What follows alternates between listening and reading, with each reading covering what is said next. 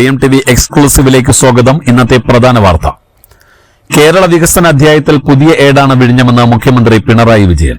വികസനത്തിലേക്ക് വഴി തുറന്ന് വിഴിഞ്ഞം തുറമുഖത്തിന്റെ ട്രയൽ റണ്ണും ഔദ്യോഗിക സ്വീകരണവും ഉദ്ഘാടനം ചെയ്ത് സംസാരിക്കുകയായിരുന്നു മുഖ്യമന്ത്രി.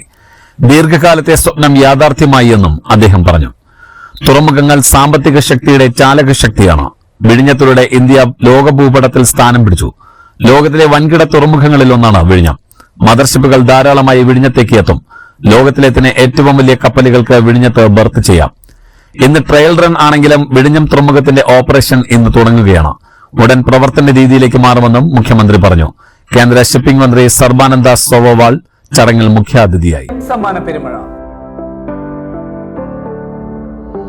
സാമൂഹ്യ സേവന രംഗത്ത് നിലകൊള്ളുന്ന വിഘ്നേശ്വര ചാരിറ്റബിൾ ട്രസ്റ്റും VMTV ന്യൂസ് ചാനലും സംയുക്തമായി ചേർന്നുകൊണ്ട് നിർധനരായ രോഗികളെ സഹായിക്കുവാനും വീടില്ലാത്തവർക്ക് വീട് വെച്ചു കൊടുക്കുവാനും നിർധന വിദ്യാർത്ഥികളുടെ പുനരധിവാസത്തിനുമായി ആശ്രയം സമ്മാന പെരുമഴ എന്ന പേരിൽ ഒരു ലക്കി ഡ്രോ ഒരുക്കുന്നു.